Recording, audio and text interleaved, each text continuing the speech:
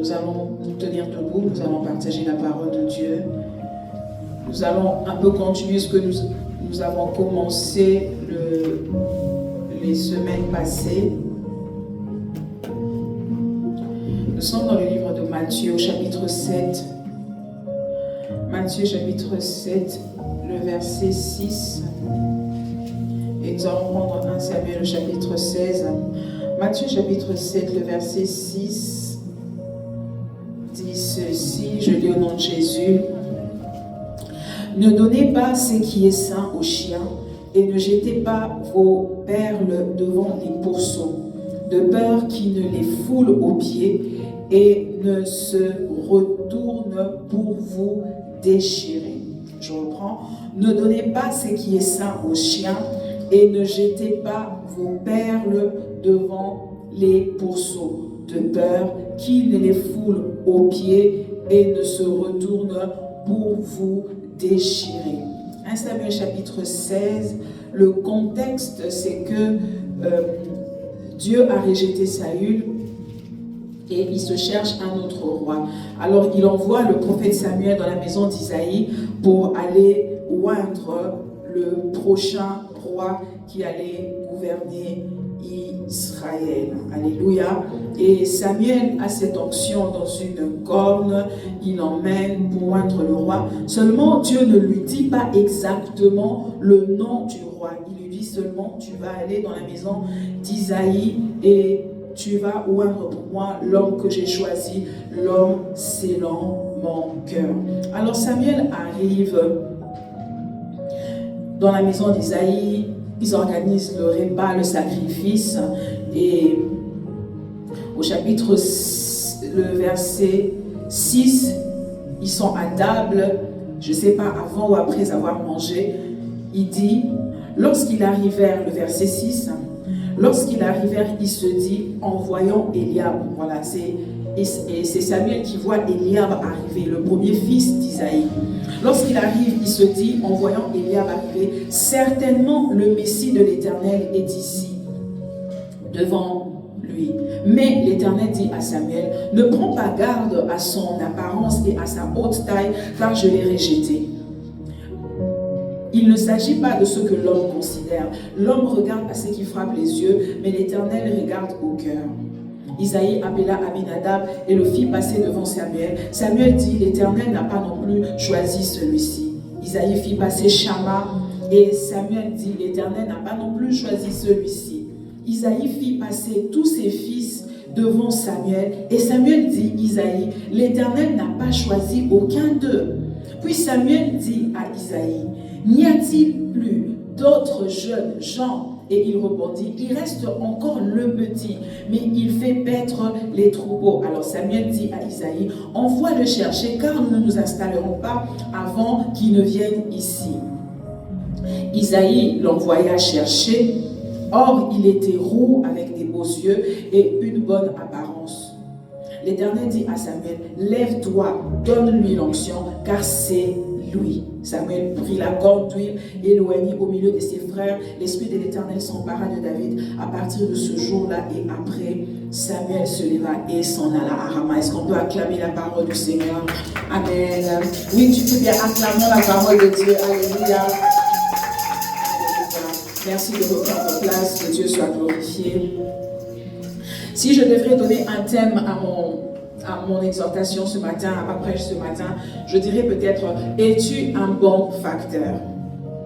Alors il y a des semaines, nous avons appris sur le fait de ce que j'ai, que nous avons tous quelque chose, que de la part de Dieu, nous avons reçu quelque chose. Alléluia. L'apôtre Pierre va dire au paralytique, je n'ai ni or ni argent, mais c'est que j'ai. Dans la vie, il ne faut pas seulement être conscient de ce que tu n'as pas. Il faudrait aussi savoir ce que tu as pour pouvoir le servir aux gens. Alléluia.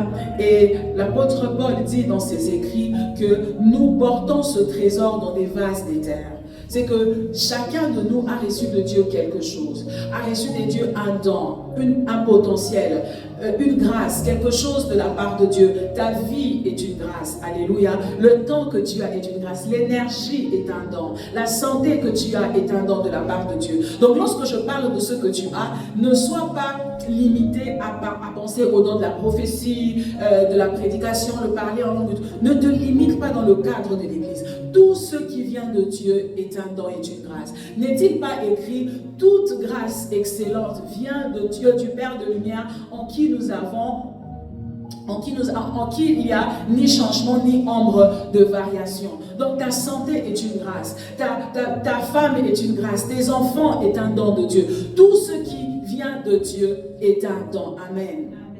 Donc, lorsque l'apôtre Paul, il parle ici particulièrement de l'évangile, de la bonne nouvelle, il dit, nous portons ce trésor dans des vases de terre. Ça veut dire que de l'extérieur, on peut voir maman Sandrine, elle travaille, on connaît ce que tu es sur base de ta carte d'identité, sur base de ce que ton père t'a donné comme nom, de ce que l'État te reconnaît comme avoir, comme diplôme. En tout cas, il y a ce que le monde considère, ce que l'on voit. Mais il y a aussi ce bagage spirituel que nous traînons avec nous, ces dons de Dieu que nous avons en nous, mais qui ne se voient pas forcément au premier regard ou à l'œil nu. Alléluia. Et l'apôtre Paul attire notre attention en disant que faites attention, ce trésor qui vient de Dieu, dans ce royaume, nous avons quelque chose à l'intérieur que l'homme ne verra pas directement lorsqu'il nous regarde. Nous portons les bagages dans les vases de terre. Et la semaine passée, le Seigneur nous a emmenés à comprendre que à chaque fois que nous prions, à chaque fois que nous cherchons Dieu, Dieu nous envoie la réponse, Dieu nous envoie l'exaucement à nos prières, mais cela passe par des personnes qui sont des vases d'éther. Mais les grâces sont cachées en eux. La personne qui va t'engager, ça ne sera pas forcément écrit sur ton front que ça sera ton prochain patron. La personne qui va t'épouser, ça ne sera pas forcément écrit sur ses vêtements que c'est lui-là. Il faudrait que nous soyons sensibles spirituellement pour reconnaître les facteurs de Dieu, pour reconnaître les canaux que Dieu utilise pour nous faire parvenir la réponse, pour nous faire parvenir la solution. Et je nous ai parlé d'Abraham qui avait prié, cherché la face de Dieu pour recevoir cet enfant, cet Isaac que Dieu lui avait promis. Seulement, il ne savait pas, il viendra d'où. Différemment de nous, tu peux dire, maman, on t'impose-moi les mains. Maman, on a d'avion, on va prier. Abraham n'avait pas d'église. Abraham n'avait pas de pasteur. Abraham n'avait pas de frères et sœurs avec qui il se réunissait pour avoir un culte. Abraham n'avait que Dieu, un Dieu invisible. De temps en temps, il bâtissait des hôtels. C'était inconfortable de traiter avec quelqu'un que tu ne vois pas. Il n'y avait pas une adresse où il pouvait aller dire, ici je l'ai rencontré une fois, c'est ici qu'on s'est réunis, c'est ici que sa présence se manifeste souvent. De lieu en lieu, il bâtissait les hôtels. Alors c'était quelqu'un dont la sensibilité était activée, était toujours permanente. Il devait être attentif, savoir quand est-ce qu'il me parlera à nouveau. Vous savez, lorsqu'on lit l'histoire d'Abraham du chapitre 12 jusqu'à ce qu'il meure, c'est juste quelques pages, mais il a marché avec Dieu, il a rencontré à 75 ans, il est mort pas mémoire à quel âge, je ne sais plus, à plus de 100 ans. C'est plusieurs années, mais non, on le lit comme ça, juste quelques pages. Donc, peut-être que Dieu l'avait parlé en janvier, il ne savait pas si elle allait parler le lendemain. Oh, béni soit Jésus, que nous avons le Saint-Esprit qui nous parle à tout moment. Alléluia. À tout moment, à chaque fois que Abraham n'avait pas de Bible. Moi, à chaque fois que je ouvre ma Bible, j'entends la voix de Dieu. Il n'avait pas de Bible. Il n'avait pas de référence de quelqu'un qui avait marché avec Dieu, auquel il pouvait s'appuyer, à laquelle il pouvait se référer. Alors, il était attentif. Il a parlé en janvier. Peut-être la prochaine fois, ça sera l'année prochaine. Je ne sais pas, mais je dois toujours être connecté à tout moment. Et ce jour-là, il se tient devant sa porte. Il voit 3 hommes. Parce qu'il était tellement sensible. Parce qu'il s'attendait à quelque chose. Il a reconnu dans ces 3 hommes que c'était les facteurs de Dieu. C'était les gens qui portaient sa réponse. Qui l'emmenaient ce qu'il attendait de la part de Dieu. Nous devons être attentifs pour recevoir des autres ce que Dieu nous envoie. Mais en même temps, nous ne devons pas oublier, de la même façon que l'autre est un facteur, moi aussi je suis le facteur de l'autre. De la même façon que moi j'attends que quelqu'un m'apporte la réponse qui vient de Dieu, je suis aussi le vase de terre qui porte un trésor que je dois communiquer, transmettre aux autres. Parce que je suis un facteur. Je dois savoir comment réussir mon rôle de facteur. Comment faire en sorte que, de la même façon, je voudrais que mon facteur soit un bon facteur pour me faire parvenir ce qui vient de la part de Dieu. J'aimerais aussi être moi le bon facteur qui va faire en sorte que l'autre reçoive de Dieu ce qu'il a demandé. Qu'est-ce qu'il faut pour être un bon facteur? Bien-aimé, le Seigneur a dit dans Matthieu 7,6, ne donnez pas vos perles aux pourceaux. Ne donnez pas vos trésors aux chiens. Ça veut dire ceci. En tant que facteur, ce que le Seigneur m'a donné, c'est destiné à quelqu'un. Je dois veiller à ce que Dieu m'a donné ne finisse pas dans les mains de quelqu'un à qui ce n'est pas destiné. Ne donnez pas vos perles aux pourceaux. Ne donne pas les dons, la grâce que Dieu t'a donnée aux petits chiens. Ne le donne pas aux porcs. Donc Dieu veille à ce que ce que j'ai reçu finisse entre les bonnes mains. Alléluia. Bien-aimé, ton cœur est une perle. Ton temps est un trésor. Ton énergie est une perle. Toutes les grâces, tous les dons que Dieu t'a donnés sont des perles. Et Dieu dit ceci, ce que je t'ai donné est destiné à un peuple, est destiné à une personne. Tu devrais veiller à ce que ça ne finisse pas entre les mains des chiens, entre les mains des porcs. Tu dois trouver la bonne personne. La personne à qui ce que tu as est destiné. Parce que, écoute, il dit ceci. Si tu donnes tes perles aux pourceaux, si tu donnes les trésors que je t'ai donnés, ça finit entre les mains des chiens, ils vont finir par se retourner et te détruire. Ça veut dire qu'à chaque fois que je donne, en tant que facteur, à chaque fois que je livre à quelqu'un une chose qui ne l'est pas destinée, c'est moi qui aura des problèmes. Le rôle d'un facteur, c'est quoi? Le rôle d'un facteur est réussi non pas parce qu'il prend le colis du centre de distribution. Le rôle d'un facteur est réussi non pas parce qu'il a juste déposé un paquet devant la porte de quelqu'un. On considère qu'un facteur a réussi sa mission lorsqu'il livre son colis à la personne, au bon destinataire. Donc ça veut dire qu'il reçoit le colis. Il doit veiller à ce que ce qu'on lui a confié finisse entre les bonnes mains. C'est comme ça que devant nos portes, nous avons des boîtes postales avec des noms spécifiques. Il doit s'assurer que ce qui est écrit comme nom sur mon paquet est vraiment l'adresse, est vraiment le nom de la personne à qui j'ai déposé la chose. Ainsi, le Seigneur dit, veille à ce que je t'ai donné finisse entre les bonnes mains. Ce n'est qu'en ce moment-là que tu auras réussi ta mission sur la terre. Ce n'est qu'en ce moment-là que tu peux considérer qu'en tant que facteur, j'ai réussi ma mission. C'est comme ça que lorsqu'ils nous déposent des colis, ils sonnent.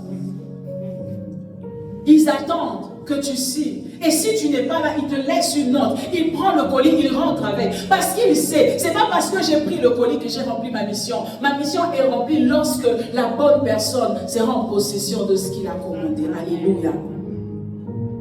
Le rôle du facteur. Alors ça veut dire que le problème du facteur est déclenché lorsqu'il livre le colis à la mauvaise personne. Il est dérangé dans son travail lorsqu'un client réclame et dit « J'ai attendu mon colis, je ne l'ai pas. » Toi, tu as coché que tu as livré, mais la personne dit « On va te rappeler pour te... » Mais à qui est-ce que tu as donné ce colis-là? C'est ce que le Seigneur dit. Il dit « Si les dents, les perles que je t'ai données finissent entre les mains des chiens, les chiens vont te détruire. » Une mauvaise livraison déclenche le problème dans la vie du facteur. Alors tu dois veiller à ce que tes perles finissent entre les bonnes mains. Tu dois veiller à ce que ton temps soit investi dans la bonne personne. Tu dois veiller à ce que ton cœur soit donné au bon garçon. Tu dois veiller à ce que ta confiance soit confiée à la bonne personne. À la bonne personne.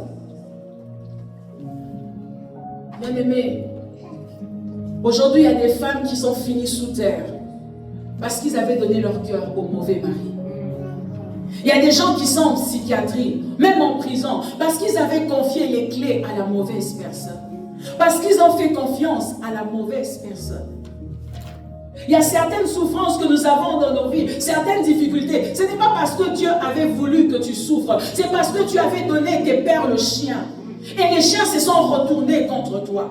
Ce n'est pas toujours Dieu, c'est nous qui nous sommes confiés aux mauvaises personnes. Tu as investi ton temps à la mauvaise personne. Tu as donné ton énergie à la mauvaise personne. Tu as confié ton argent à la mauvaise personne. Lorsque la livraison, lorsque le paquet finit dans les mauvaises mains, c'est le facteur qui en souffre. Alors au lieu de fois de condamner Dieu et dire Seigneur il a brisé mon cœur, Seigneur ils m'ont trompé, Seigneur pourquoi est-ce que ceci m'est arrivé, reconnais bien aimé que c'est toi qui t'es trompé. Seigneur je me suis trompé, Seigneur pardonne-moi, j'ai fait confiance à la mauvaise personne, est-ce que tu pourrais me pardonner Seigneur, je ne t'ai pas écouté, je me suis confié aux mauvaises personnes, Seigneur j'ai donné mon argent dans la mauvaise affaire, Seigneur j'ai donné mon cœur au mauvais garçon, je ne t'ai pas écouté, maintenant il me déchire, les gens me détruisent parce que je ne t'ai pas fait confiance. Et si en ce moment-là peut-être qu'il va venir à ton secours, est-ce que tu souffres parce que Dieu a voulu que tu souffres, ou c'est toi-même qui n'as pas écouté Dieu et tu as mis ton argent dans la mauvaise affaire? Est-ce que tu pleures aujourd'hui, ton cœur est brisé parce que c'est Dieu qui a voulu qu'on te déçoive, ou c'est toi qui as donné ton cœur à la mauvaise personne? Alléluia. Un bon facteur. Mon temps est une perle. Alléluia. Mon énergie est une perle. Mon amitié est une perle. Ma compagnie est une perle. Je ne la donne pas à n'importe qui. J'ai des dons, mais ça va finir entre les bonnes mains. Rassure-toi toujours d'investir ton temps chez la bonne personne. Alléluia. Alors, qu'est-ce qu'il faut pour être un bon facteur? Qu'est-ce qu'il faut pour que un facteur, lorsqu'il se lève le matin, il part au boulot et le soir, il se dit, j'ai bien fait mon travail. J'ai étudié 3 points, mais ce matin, j'aimerais qu'on s'attarde sur le premier. C'est qu'un facteur, avant de sortir du centre de distribution, un facteur a besoin de connaître le nom complet du destinataire de ses colis et l'adresse complète. Sans ça, il ne peut pas faire son travail. Il a besoin de vérifier que ce paquet, il y a un nom dessus, il y a une adresse dessus. C'est comme ça même que lorsque tu as oublié, même lorsque tu fais une commande en ligne, de mettre l'adresse complète, de fois on te rappelle, on t'exige de mettre le nom donc le numéro de ton téléphone, parce qu'on veut s'assurer que c'est vraiment toi, que l'adresse est bonne. Alors aucun facteur ne prendra un colis sur lequel il n'y a pas d'adresse, sur lequel il n'y a pas de nom. Parce qu'il sait que je ne peux réussir mon travail que si j'ai la bonne adresse et le nom complet. Alors il sort du centre de distribution. Mais c'est différent de la poste céleste. La poste céleste ne fonctionne pas comme ça. Dieu, lorsqu'il envoie un facteur, il fait exprès de cacher certaines informations. Pour t'obliger, toi, facteur, de rester en contact avec lui, de rester branché avec lui pour remplir bien ta mission. Alors il dit à Samuel, je veux oindre un nouveau roi. Il lui confie l'onction. C'est un colis, n'est-ce pas? C'est une perle. Il dit, tu vas me livrer ces colis dans la maison d'Isaïe, mais il ne lui donne pas le nom du roi. Comment, Seigneur, je veux livrer ces colis si tu ne me donnes pas toutes les informations? Un facteur de ce monde ne va pas sortir du centre de distribution. Il va dire, mais attends, je sais que c'est la maison d'Isaïe, mais Isaïe a 7 fils. À qui je donne cette onction? Mais Dieu ne fonctionne pas comme ça. Il te donne les informations pas à pas.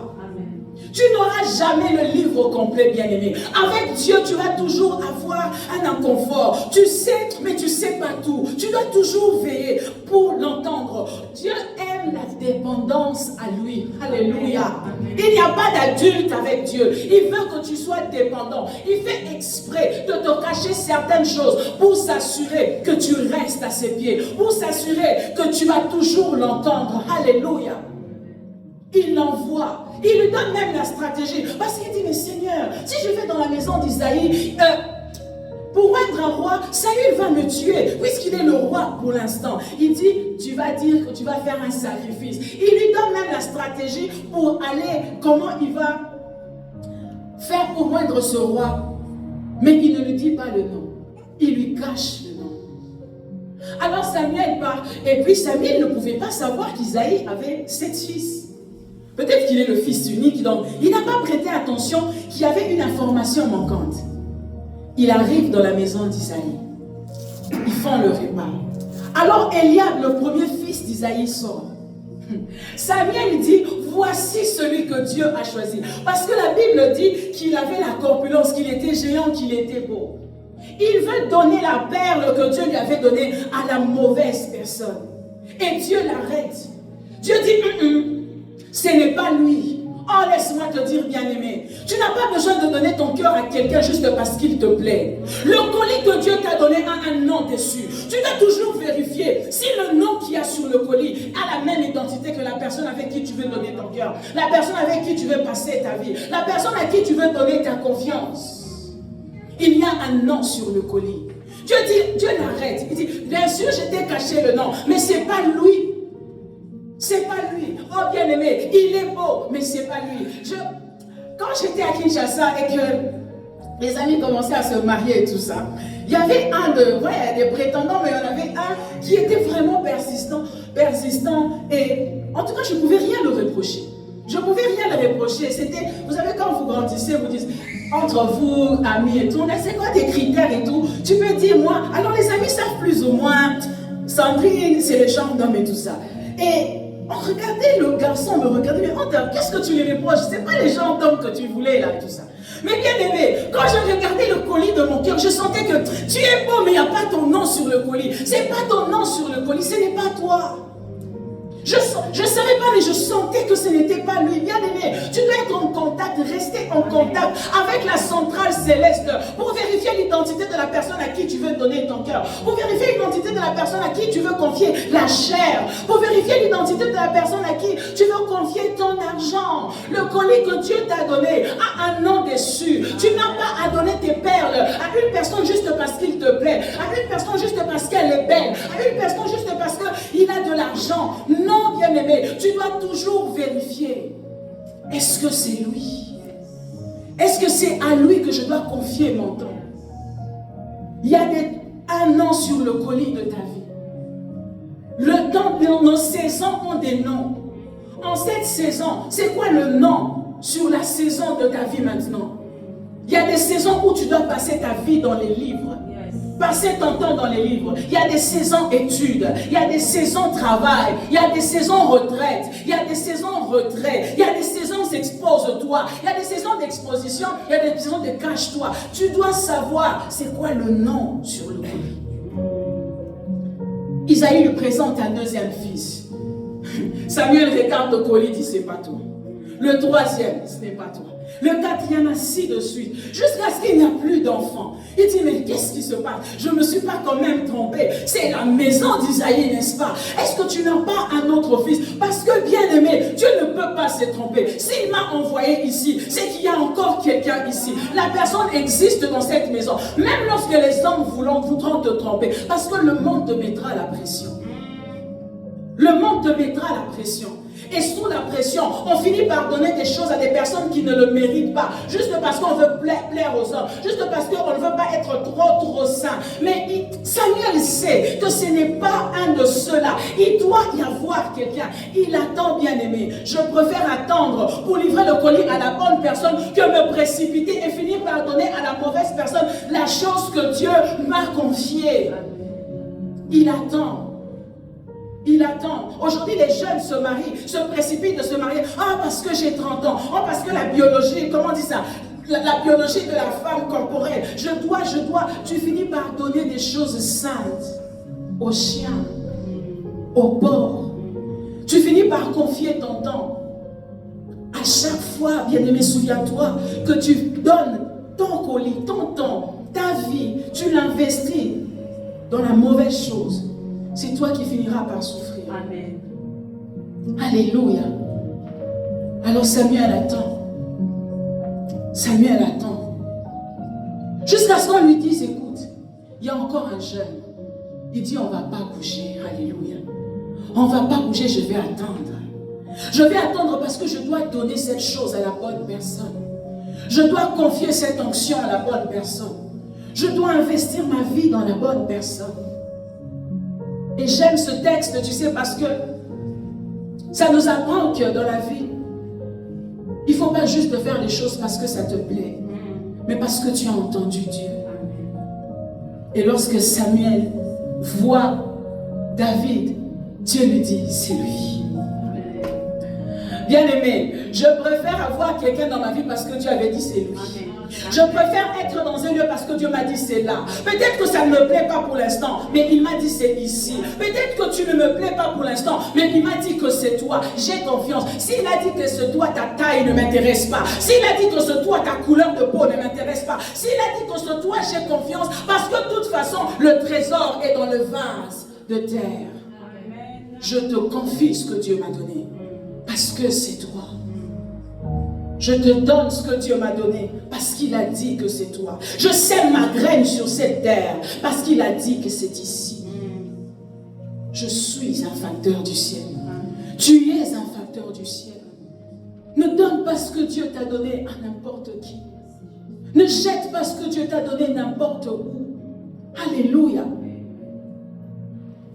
Le bon facteur a besoin de toujours vérifier la bonne adresse, de s'assurer de l'identité de la personne. Parce que, bien-aimé,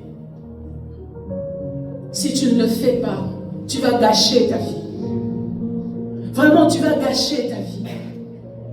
Et ce que j'ai remarqué aussi par rapport à l'adresse et au nom, c'est que le facteur doit avoir des yeux pour voir. Parce que comment il va lire le nom sur la porte s'il ne voit pas? Comment il va reconnaître la personne s'il n'a pas des yeux? Ainsi dans les Écritures, oh la Bible est belle, alléluia. Isaac était un facteur aveugle. Isaac avait la bénédiction, alléluia. La Bible dit que Abraham avait une alliance avec Dieu et que Dieu devait marcher avec Abraham et les enfants d'Abraham. Donc la bénédiction d'Abraham devait passer d'Abraham, Isaac, Jacob, ainsi de suite, jusqu'à nous. Et Isaac avait cette bénédiction. Mais la Bible me dit qu'Isaac était un facteur aveugle. Il est arrivé à un instant où il avait la bénédiction, mais il n'avait pas les yeux pour voir.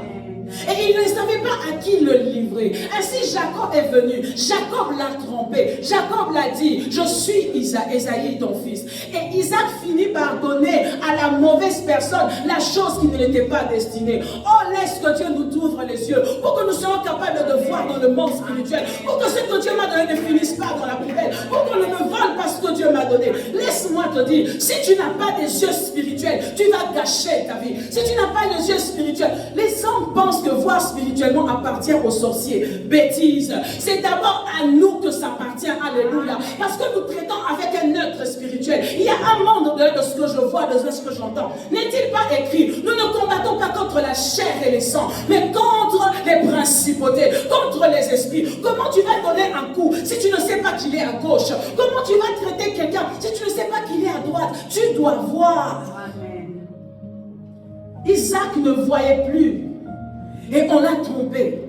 Jacob l'a dit, je suis Esaïe. Il a des doutes, mais parce qu'il n'a pas des yeux. Combien des erreurs nous faisons parce que nous ne voyons pas? Dieu a dit, je ne permettrai pas que quelque chose arrive à mon serviteur sans l'avertir.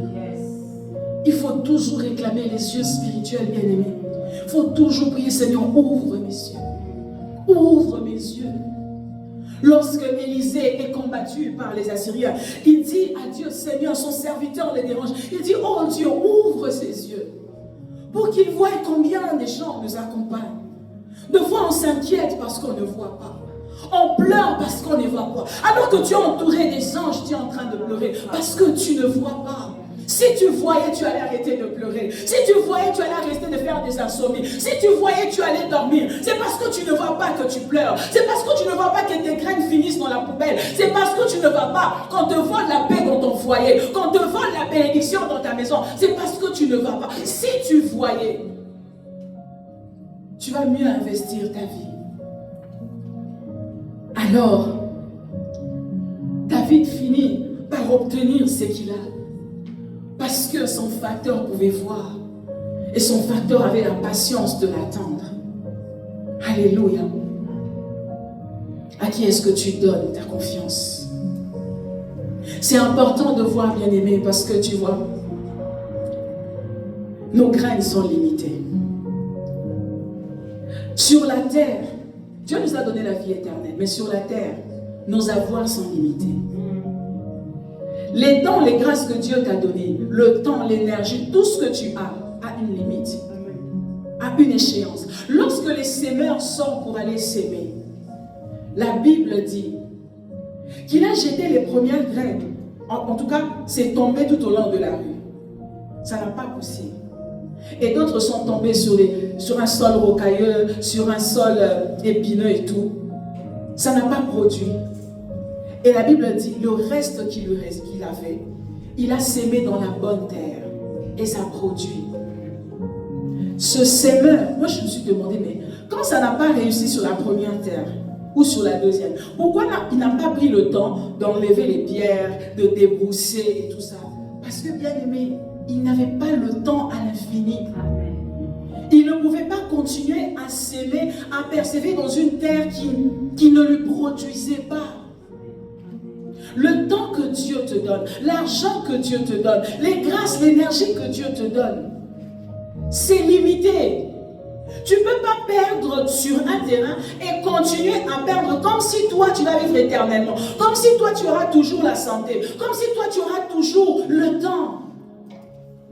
De fois quand ça fonctionne, bien aimé, on ne persévère, je dis ça, on persévère quand Dieu t'a dit de persévérer.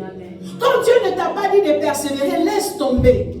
Laisser tomber, ce n'est pas toujours l'échec. Laisser tomber, parfois, c'est la sagesse. De savoir que mes graines sont comptées. Je ne peux pas tout mettre ici. Je t'ai donné une année, tu n'as pas changé. 2 ans, tu n'as pas changé. Je ne suis pas éternel. Je te laisse, je vais chercher la bonne terre. Parce que mes graines ont une limite. Mes graines sont limitées. Je ne peux pas passer mon temps sur un terrain qui ne me donne que des épis. Je ne peux pas jeter mon temps sur un terrain qui ne me donne que des ronces. Mes graines sont limitées. Ton temps est limité. Même ta capacité à supporter est limitée. C'est comme ça que les gens finissent en psychiatrie. Parce que tu supportes. Ah, on dit au Congo Kama Motema. Kama Motema, quand c'est Dieu qui t'a dit Kama Motema, ça veut dire que persévère. Ça veut dire que même si tu souffres, reste là. Bien aimé, même ta capacité à supporter a des limites. A des limites. Et cet homme savait que mes graines sont limitées. J'ai perdu des graines tout au long de la rue. J'en ai perdu sur le sol rocailleux. J'en ai perdu ici et là. Je veux garder ce qui me reste. Je veux chercher la bonne terre. Je veux patienter un peu. Je veux chercher la bonne terre. Tu peux te lever un matin, réfléchir sur ta vie et dire, mais j'ai 20 ans, j'ai 40 ans, j'ai 35 ans. Qu'est-ce que j'ai fait de ma vie? Ah, j'ai perdu mes économies dans ça. J'ai perdu 2 ans de ma vie dans ça. À un certain moment, tu dois faire le bilan de ce qui te reste. J'ai encore la force. Je peux encore bouger. Je peux encore. Seigneur, montre-moi la bonne terre. Seigneur, aide-moi à investir le peu qui me reste dans la bonne terre. Dans la bonne terre. Parce que, bien-aimé, je refuse de gâcher ma vie. Je refuse que tu gâches ta vie. Le Seigneur ne veut pas, parce que tu sais, nous aurons des comptes à rendre à Dieu. Nous allons rendre des comptes à Dieu. Il va te poser la question. Je t'avais donné la vie. Les autres n'avaient pas des pieds, mais toi tu en avais. Les autres n'avaient pas de mari, mais toi tu en avais. D'autres ne savaient même pas comment manger le lendemain. Mais toi, tu avais un frigo plein. Qu'est-ce que tu as fait de ton temps? Qu'est-ce que tu as fait de ta vie? Tu avais la possibilité d'étudier. Qu'est-ce que tu en as fait? Tu avais la possibilité d'aider les gens. Qu'est-ce que tu en as fait? Nous rendons, lorsqu'il a donné les talents à ces 3 personnes, il y a un temps de bilan. Il y a un temps où tu vas rendre des comptes à Dieu. Et on ne peut pas se lever chaque matin, dépenser les heures et l'énergie que Dieu nous a données juste comme ça. Juste parce que quelqu'un a pris le plaisir de te téléphoner, tu passes 3 heures du temps au téléphone comme ça. Tu as jeté 3 heures du temps. C'est précieux ce que Dieu t'a donné. Tu dois savoir où va ton temps. Est-ce que c'est investi dans la bonne terre? Parce que ça finira. Ça finira. Il faudrait que je sois sûr que ce que je fais, je le donne à la bonne personne. Que cette heure du temps, je le donne à la bonne personne. Que mon cœur, je le donne à la bonne personne. Toujours vérifier, Seigneur, qu'est-ce que tu veux que je fasse de ma journée? Parce que, tu vois, ce qu'il y a en toi, ce n'est pas d'abord pour toi, c'est pour les autres. L'erreur d'un facteur serait soit de livrer son colis au mauvais destinataire, soit de le garder pour soi-même. Même sur Internet, des fois, on voit les gens filmer les facteurs, les livreurs là, par la fenêtre, et tu vois surtout ceux qui font la livraison de la nourriture. Des fois, les facteurs mangent même la nourriture de la personne qui a commandé. J'ai vu ça sur Internet. Mais tu devrais t'assurer, Seigneur, tu m'as donné de l'argent. En tant que bon intendant, qu'est-ce qui est pour moi? Qu'est-ce qui est pour les autres? Qu'est-ce qui est pour moi? Qu'est-ce qui est pour l'Église? Qu'est-ce qui est pour moi? Qu'est-ce qui est pour mes enfants? Tu vas savoir gérer ce que Dieu t'a donné. Lorsque Isaac a donné le colis, sa perle, à la mauvaise personne, Ésaïe est venu après. Genèse 27, le verset 34. Il est venu en pleurant, il dit, Père, bénis-moi aussi. Va lire ta Bible. Isaac lui dit, je n'ai plus rien à te donner. Je n'ai plus rien à te donner. Je lui ai tout donné. J'ai fait de lui le chef de ses frères. Je lui ai tout donné. Je n'ai plus rien à te donner. Bien-aimé, il ne faudrait pas qu'on arrive au soir de notre vie et on se dise, Seigneur, je n'ai plus rien. Mais c'est tout ce que j'avais. Je l'ai mis au mauvais endroit. Tout ce que j'avais, je l'ai donné à la mauvaise personne. Tu es un facteur, je suis un facteur de Dieu. Et parce que Dieu nous demandera de compte, bien-aimé, j'aimerais que nous soyons de ceux qui veillent. Qui veillent. Parce que tu vois, ce qu'il y a en toi, c'est tellement précieux que Dieu veut s'assurer que ça arrive à la bonne personne. N'est-ce pas que nous avons jeûné et prié? Toi, tu aimerais vraiment que tu jeûnes, tu pries, et qu'on te dise, ton facteur, il a fait un accident, ou il a mangé ta nourriture, il a joué avec. Tu vas dire, mais tu sais combien ça m'a coûté ce colis-là? Tu sais combien ça m'a coûté? Raison pour laquelle, lorsque Jacob demande la deuxième fois la bénédiction, cette fois à Dieu lui-même, parce que Dieu vient combattre contre lui, il dit, Seigneur, je ne te lâche pas si tu ne me bénis pas. Dieu, en tant que bon, ce jour-là, il a rencontré un facteur qui avait des yeux. Il a rencontré un facteur qui voyait bien. Il lui a dit, comment t'appelles-tu? Comment t'appelles-tu? Parce qu'il voulait s'assurer que je donne ça à la bonne personne. Il dit, je m'appelle Jacob. Il dit, ok. Mais le colis que j'ai, c'est pas Jacob qui doit l'avoir. C'est à Israël. C'est à Israël que je dois donner ça. C'est à Israël que je dois donner ce colis. Oh, laisse-moi te dire, bien-aimé. Des fois, nous avons des choses. Tu veux le donner à quelqu'un, mais il est encore Jacob. Attends. Attends. Attends, alléluia. Attends jusqu'à ce qu'il devienne Israël. Jusqu'à ce qu'il devienne Israël. Et parfois, avant que quelqu'un devienne Israël, il faut que Dieu prenne le temps de travailler en lui. L'ange l'a cassé la hanche parce qu'en le brisant, il est ainsi devenu Israël. Nous devons savoir attendre que Dieu transforme les autres. Des fois, tu dois garder ce que tu as jusqu'à ce que Dieu change l'autre. Tu dois conserver ce que tu as. Tu dois garder ça dans ton cœur. La Bible dit, Marie conserver certaines informations de Christ dans son cœur parce que ce n'était pas encore le temps de le livrer. Des fois, tu dois livrer la chose à cette personne-là, mais il n'a pas encore la maturité, il n'a pas encore l'intelligence pour recevoir ce que Dieu t'a donné. Donc, tu dois attendre. Il est laisse Jacob, il doit devenir Israël. Je laisse que Dieu te brise. Je laisse que Dieu te change. Je laisse que Dieu transforme le terrain. Des fois, tu dois investir dans ce domaine-là, mais ce n'est pas encore le temps. Dieu doit encore travailler là-dessus avant que tu viennes mettre ta graine. Donc, tu dois toujours être en contact avec le ciel pour savoir si c'est le bon moment, pour savoir si c'est maintenant. Et ne pas gâcher ce que Dieu t'a donné. Parce que ce que Dieu t'a donné coûte cher. Ce que tu as entre tes mains coûte cher. Je vais clôturer en te racontant cette histoire.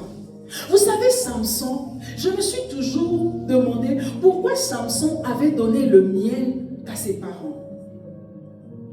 La Bible dit que Samson a rencontré une femme dans le pays des Philistins. Et nous savons que lorsque tu es fiancé à quelqu'un, tu veux tout lui partager ce que tu as de précieux parce que tu es amoureux.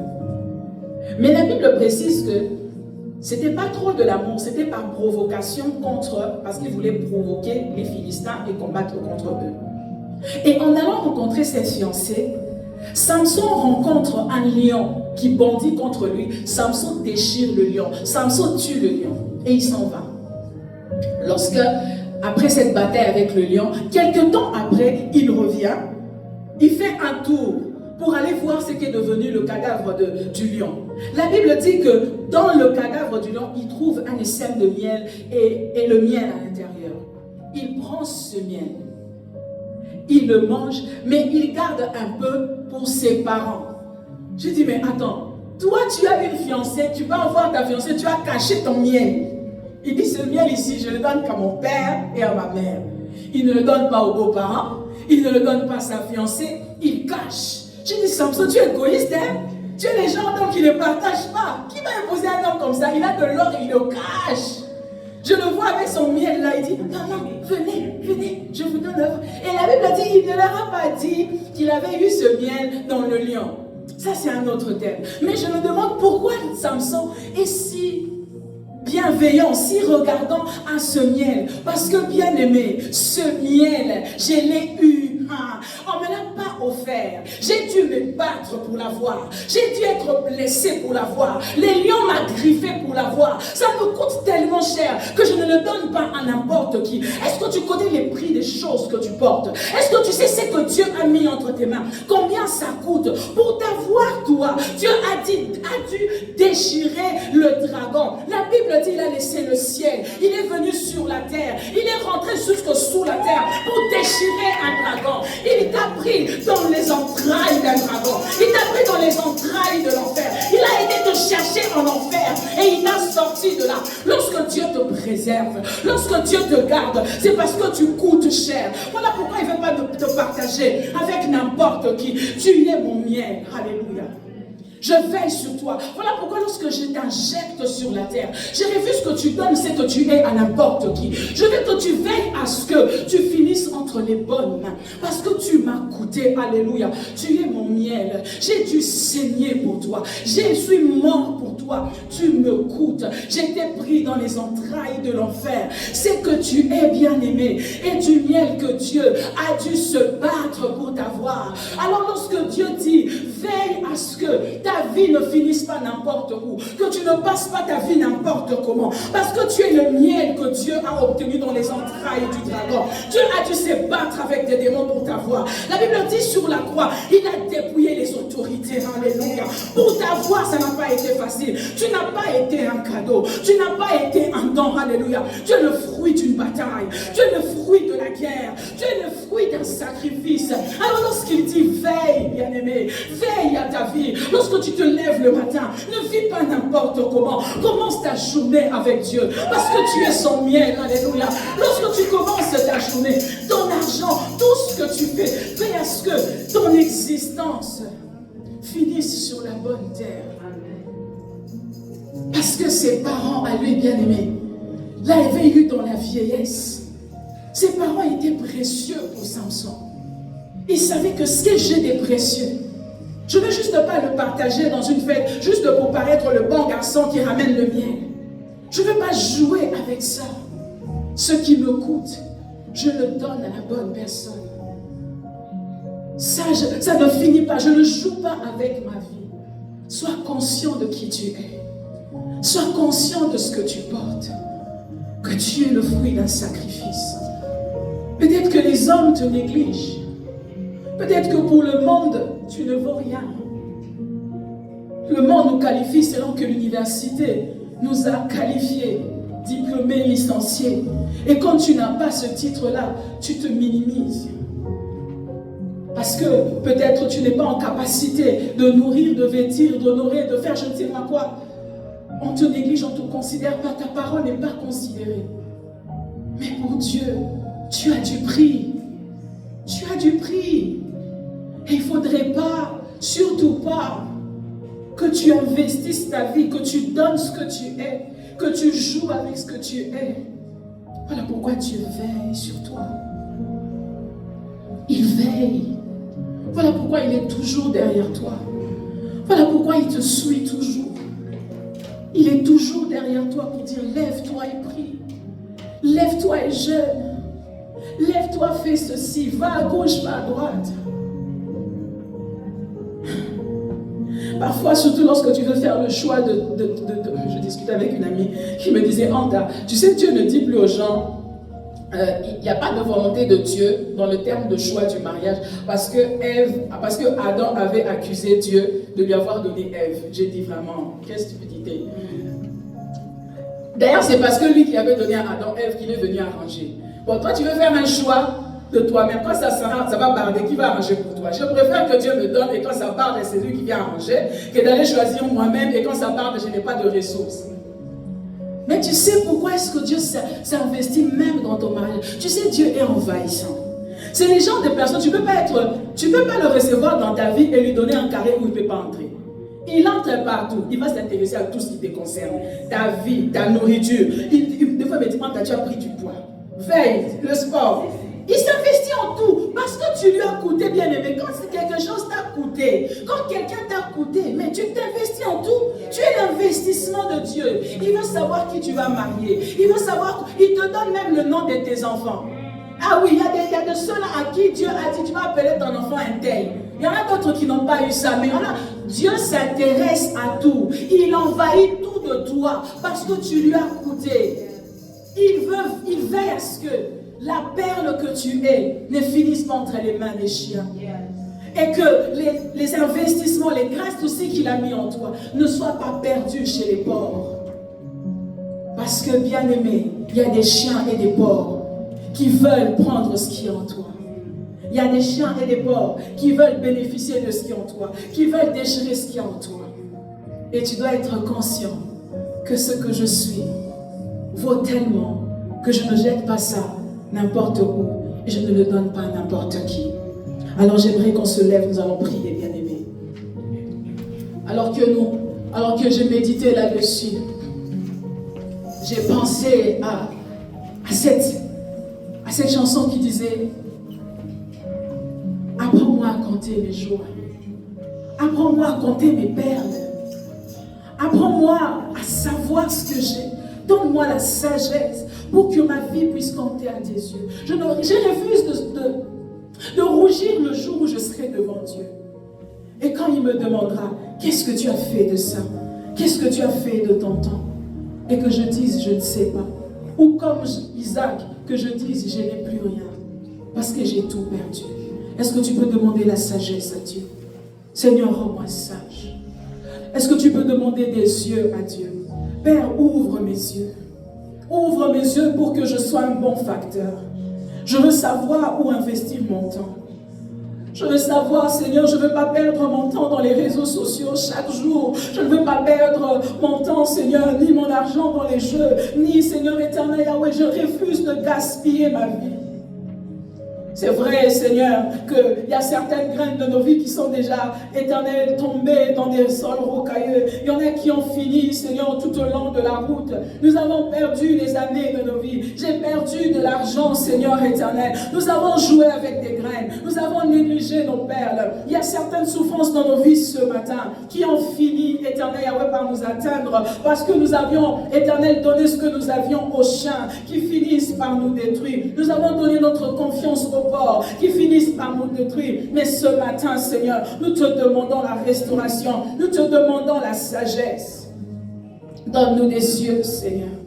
Seigneur, donne-nous des yeux, donne-nous des yeux, donne-nous des yeux.